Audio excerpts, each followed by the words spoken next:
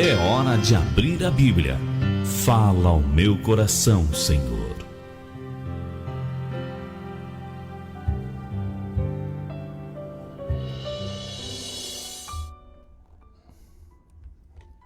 Voltamos. Esse é o último bloco do nosso programa. Esse é o momento da palavra de Deus, né? Vamos trazer um texto base para a gente meditar, né, nesta tarde, né? Quero convidar você a meditar na palavra de Deus. E a palavra que eu trago hoje para a sua vida, falando sobre restauração, né? É uma palavra que a gente precisa, né? A nossa vida hoje, restauração, né? O Deus da restauração. E a palavra que eu quero deixar para você é lá no Salmo 126, um texto bem conhecido do povo de Deus, né? Salmo 126, o Deus da restauração, e diz assim: quando o Senhor restaurou a sorte de Sião, ficamos como quem sonha. Então a nossa boca se encheu de riso e a nossa língua de júbilo. Então entre as nações se dizia: grandes coisas o Senhor tem feito por eles. De fato, grandes coisas o Senhor fez por nós. Por isso estamos alegres. Restaura, Senhor, a nossa sorte como as torrentes no Neguebe. Os que com lágrimas semeiam, com júbilo ceifarão. Quem sai andando e chorando enquanto semeia, voltará com júbilo, trazendo os seus feixes. Amém, queridos? Então, essa palavra fala sobre restauração. E eu quero perguntar para você, nesta tarde, existe alguma área da sua vida que precisa de restauração, querido ouvinte? Tem muita gente que precisa de restauração na sua família, no seu casamento, no trabalho, nos relacionamentos, né, de amizade ou de familiares, né? Em algumas áreas da vida precisam de restauração. Então, essa palavra fala de restauração. Esse é um salmo pós-cativeiro babilônico. Foi escrito depois do retorno do exílio da Babilônia, cerca de 537 anos antes de Cristo, né? Esse salmo fala de restauração e descreve 3 períodos na história do povo de Israel. Se você observar, esse salmo é dividido em passado, presente e futuro. Os verbos no passado, presente e futuro, eles servem como guias para a divisão do poema. Esse Salmo 126, ele olha para a vida em 3 perspectivas. Os versos de 1 a 3 falam do passado. Quando olhamos para o passado, a semelhança de Israel, o povo relembra a alegria da libertação e o reflexo que isso teve entre as nações. E isso pode falar também para as nossas vidas a história da nossa salvação. Então, os versículos de 1 a 3 falam o que Deus fez pelo povo de Israel. E a gente pode aplicar isso na nossa vida, o que Deus fez por nós. O verso 4 fala do presente, um desafio presente a enfrentar. O povo retorna do cativeiro e enfrenta uma grande crise, pobreza, desânimo, oposição dos vizinhos. Esse é o nosso presente, os desafios de hoje. E os versos 5 e 6 falam do futuro. Investimento, promessas para a nossa vida.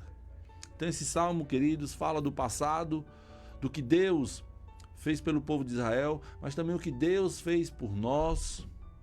Fala do presente, o verso 4, os desafios que o povo enfrenta depois de voltar do cativeiro, e fala do futuro, investimento, promessa para a vida do povo de Israel, mas também para as nossas vidas.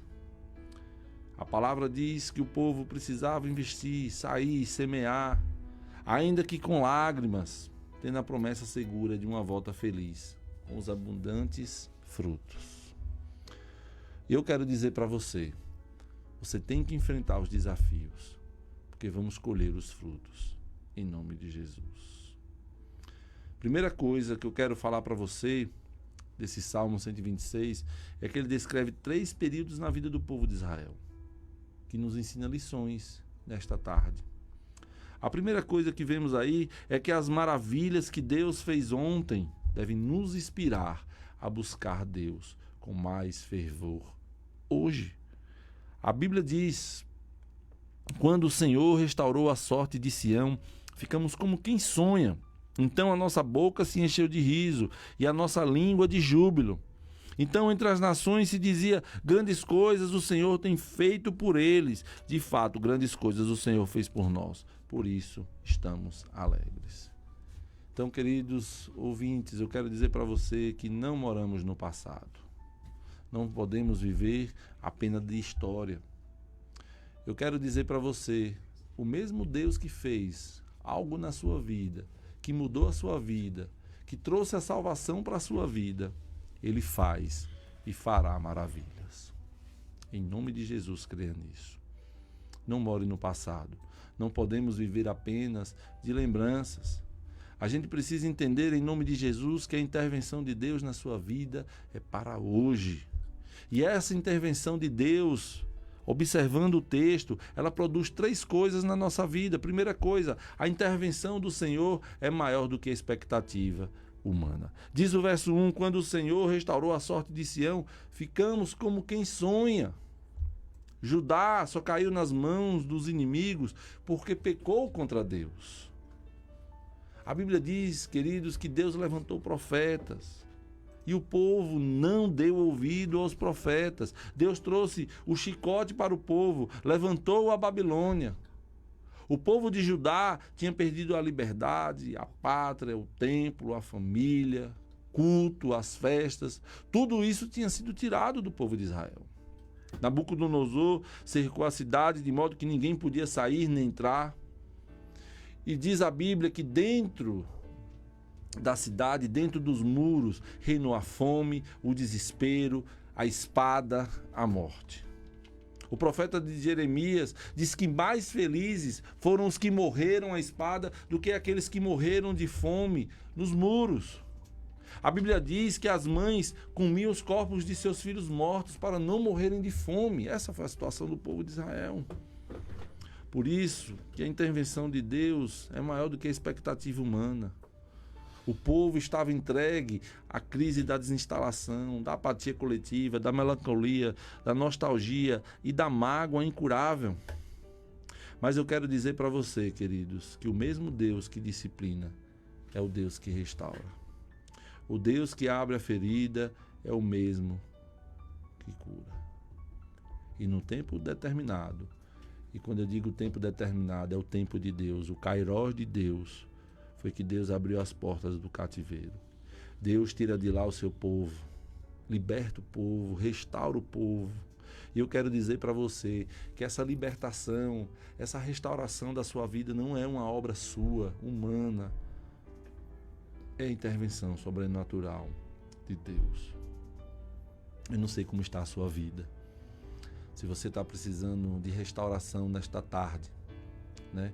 Em que área da sua vida você precisa de restauração? Eu quero dizer para você, pare de lutar com suas forças, porque restauração é obra divina. É Deus quem restaura.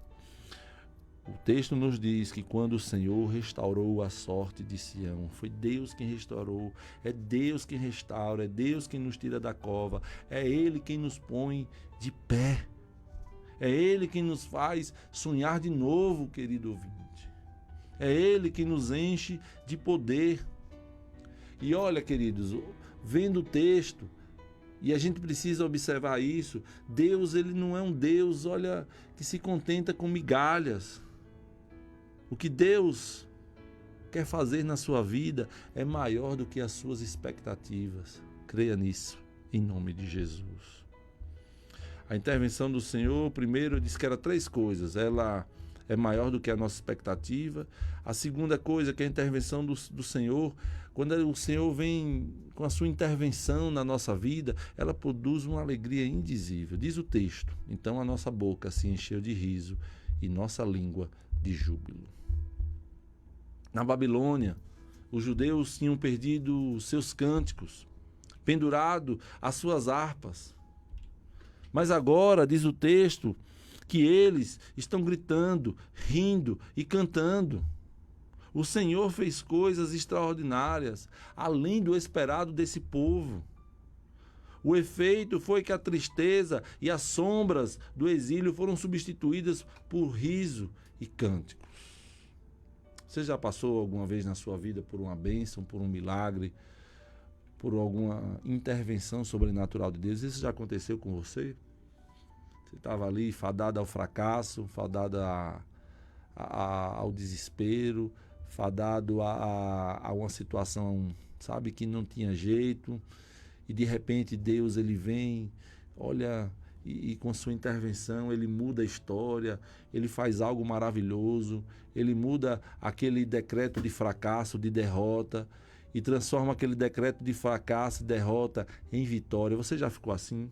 Então era o que estava aqui acontecendo com o povo de Israel. Então a nossa boca, Senhor, produz impacto nos outros e se torna um poderoso testemunho entre as nações. Olha então o que vai dizer aí a parte B do verso 2. Então, entre as nações se dizia, grandes coisas o Senhor tem feito por eles. Não apenas fez, olha o que o texto está dizendo, tem feito. Não é fez, mas tem feito por eles. Apesar das nossas fraquezas, queridos ouvintes. Quanta coisa maravilhosa o Senhor tem feito por nós. Quanta coisa maravilhosa o Senhor tem feito por você. Aí você pode dizer, mas pastor, eu estou numa situação tão difícil. Olha, o Senhor não sabe como está a minha vida, está de mal a pior. Sirvo a esse Deus Todo-Poderoso, mas não estou vendo saída, não estou vendo escapatória. Mas eu quero lembrar você que Deus fez grandes coisas por você. Quer ver uma coisa? Deus salvou você. Eu tenho certeza que você, querido ouvinte, que aceitou Jesus como Senhor e Salvador da sua vida, o seu nome está escrito no livro da vida. Então Ele salvou você. Ele libertou você do império das trevas, diz a palavra. Ele restaurou você. Ele perdoou você. E é por isso que você está aqui. E esse impacto de tudo isso que o Senhor fez, sabe? Precisa ser testemunhado na vida de outras pessoas.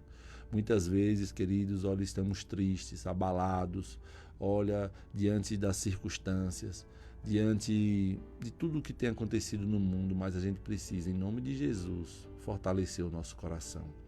No final da carta de Tiago, ele pede isso ao Senhor. Sabe o que é que Tiago pede no final da sua carta? Ele diz assim, Senhor, fortalece o coração do teu povo, fortalece o teu povo, sabe? Essa é a oração que Tiago fez no final da sua carta e a gente precisa fazer em nome de Jesus. Que o Senhor fortaleça o nosso coração, porque a gente precisa testemunhar na vida de outras pessoas, dos nossos vizinhos, dos nossos parentes, colegas de trabalho. Eles precisam, em nome de Jesus, sabe?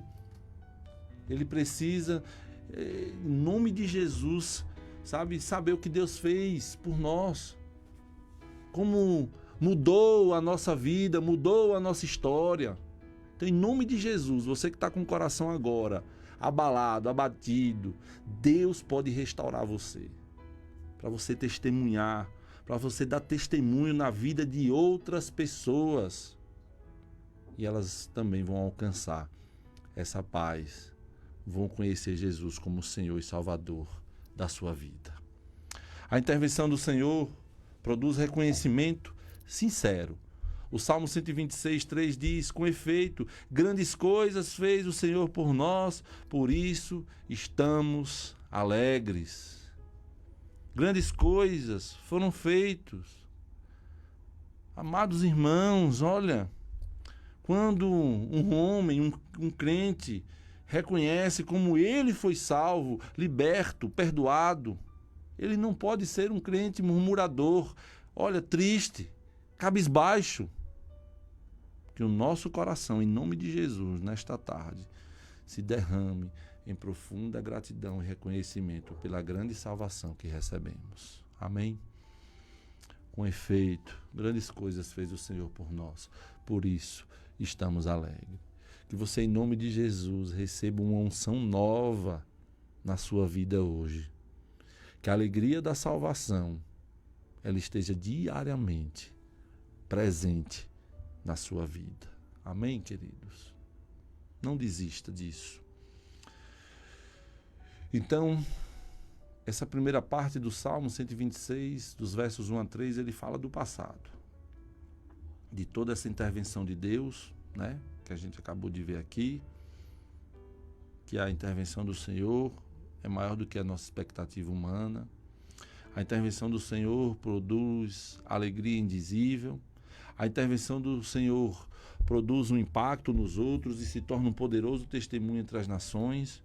A intervenção do Senhor produz reconhecimento sincero. Mas aí, queridos, quando a gente chega no verso 4, quando o povo de Israel volta do cativeiro, eles começam a olhar para as dificuldades. Veja o que diz o verso 4. Restaura, Senhor, a nossa sorte como as torrentes no Negueb. Você vê que no verso 1 vai dizer quando o Senhor restaurou, está no passado. Mas aqui está dizendo agora, restaura, Senhor, a nossa sorte como as torrentes nos Neguebs. Observe aí que o verso 4, que eles não olham mais para o passado, o que Deus fizera, mas agora olha para o presente. Aqui é o povo que voltou para Jerusalém.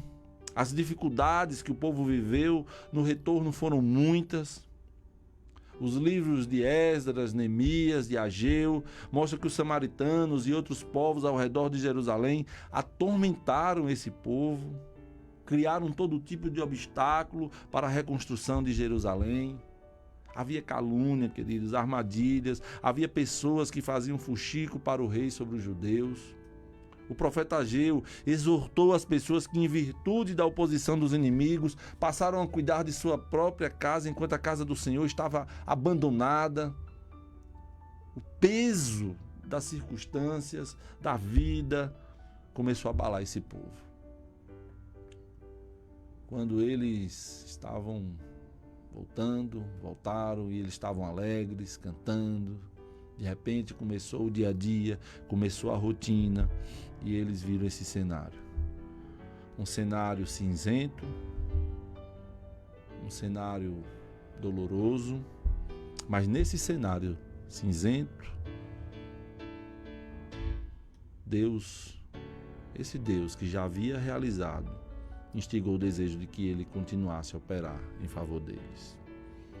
Eles estão alegres pelas vitórias de ontem, mas ao olharem para o presente, eles olharam e disseram assim: olha, a minha vida está como um deserto. E este versículo, versículo 4, é um versículo de oração por avivamento. Restaura, Senhor, a nossa sorte, como as torrentes no Negueb. Restaura, Senhor, que essa seja a sua oração hoje em nome de Jesus. Que você possa orar por avivamento, para que Deus restaure a sua vida hoje, para que Deus restaure seu casamento, para que Deus restaure relacionamentos, para que Deus restaure a sua adoração, uma adoração verdadeira ao Senhor, de entrega, de busca, de santidade, em nome de Jesus. O povo de Israel pensava que um passado de glória era garantia de um presente glorioso. Lembraram da libertação, mas agora o momento era de crise. Pare nesse momento para pensar na sua vida. Talvez você já teve momentos espirituais muito mais áureos que está tendo hoje. Talvez um dia na sua vida você já andou com Deus com muito mais fervor que está andando hoje. Mas eu quero dizer para você, em nome de Jesus, as vitórias do ontem não são suficientes para hoje. Em nome de Jesus, você tem que andar com Deus hoje. Temos que ser cheios do Espírito Santo hoje. Temos que evangelizar hoje. Temos que investir na família hoje. Bênçãos do passado não são suficientes para a nossa vida hoje, assim como antigas mágoas não devem estragar o nosso presente. Ore pelo avivamento. Ore esse versículo 4, restaura, Senhor, a minha sorte. Restaura, Senhor, a minha família. Restaura, Senhor, a minha comunhão com Deus. Restaura, Senhor, a minha adoração. Restaura, Senhor, o que precisa ser restaurado. A sequidão hoje não é de Deus, como disse o profeta Abacuque, se colocar na torre de vigia, orar e ver e ouvir qual é a resposta de Deus para a sua vida. Se colocar de joelho, orar até chegar o tempo de restauração. Ore por isso. Restaura, Senhor, que essa seja a sua oração hoje, em nome de Jesus. A restauração é fruto da oração fervorosa. Você tem orado ao Senhor, você tem buscado a Deus em oração. Às vezes nos sentimos distantes de Deus e a distância para nos aproximarmos dele é uma oração. Eu quero dizer para você, ore. Eu quero dizer para você, querido ouvinte, que a oração tem poder. E se tem um tempo para orarmos, é esse. Ore. Ore pela restauração da sua casa. Porque o Negueb é o maior deserto da Judéia. E esse deserto ele fica seco 11 meses. Mas no mês das chuvas, as águas correm das montanhas e elas formam oásis e correntes fluentes de águas e abrem as areias do deserto. E a gente sabe, onde tem água, toda a terra é boa. Deus pode fazer os rios do Espírito Santo brotarem no deserto da sua vida. O Deus que fez a vara seca de Arão florescer pode fazer o seu deserto tornar-se uma fonte. Ele pode encher o nosso espírito cansado e esgotado com dilúvios de santo prazer. A semeadura com lágrimas é o prelúdio certo de uma colheita abundante. E aí ele vai falar do futuro. Os versos 5, 6 e diz, olha, os que com lágrimas semeiam, com júbilo ceifarão. Quem sai andando e chorando enquanto semeia, voltará com júbilo, trazendo os seus feixes. E nesse ponto, queridos, o salmista passa a usar outra figura simbólica, o tempo da colheita, que era sempre um tempo de alegria. Mas o agricultor, quem mexe com a agricultura sabe que, olha, é uma tarefa difícil. O locutor reconhece que não é fácil cultivar a terra. Você sabe, queridos, os agricultores precisam limpar o terreno, arar o solo, semear, remover as ervas daninhas e cuidar das plantações. E semear não é uma ocupação para os preguiçosos. Na verdade, o trabalho é tanto que se pode até dizer que os agricultores com lágrimas semeiam. E a semeadura é dinâmica. Exige sair, andar e chorar.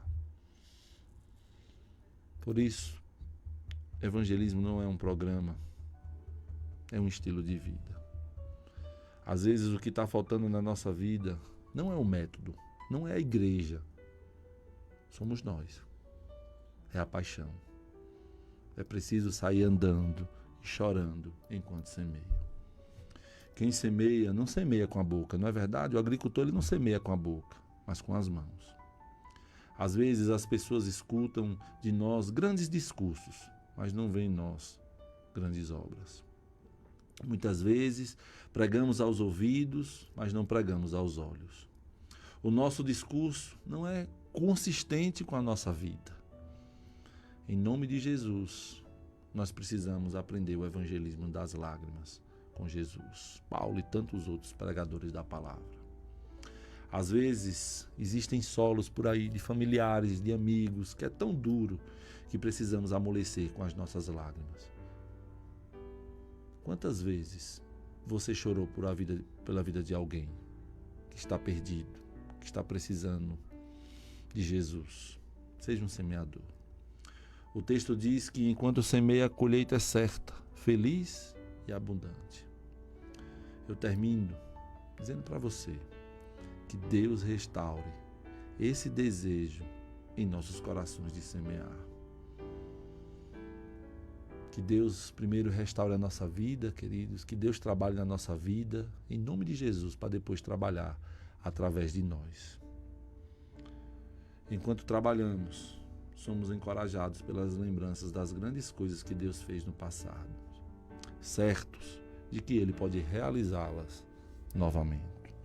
Eu quero dizer para você que Deus restaure a sua vida, que Deus restaure o seu casamento, a adoração, a comunhão, que Deus restaure os relacionamentos, que Deus restaure verdadeiramente a sua vida. Amém? Nós estamos chegando ao final de mais um programa, Reconciliação e Graça. Quero mandar um abraço para o meu irmão querido Marcos Silveira, tá ligado com a gente aí, né? Um abração, meu irmão, que Deus abençoe a sua vida, viu? Grandemente. E a todos os irmãos também da nossa igreja, agradecer você, querido ouvinte, que esteve até agora conosco. Deus abençoe vocês, uma semana abençoada e até a próxima segunda, se Deus assim permitir. Deus abençoe vocês.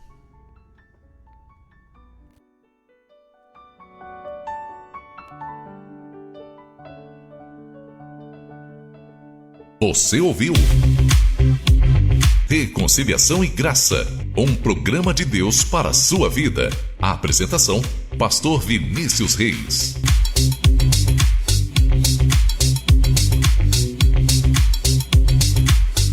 O colesterol alto pode matar e os cuidados devem começar na infância para evitar graves problemas na fase adulta, como doenças cardiovasculares e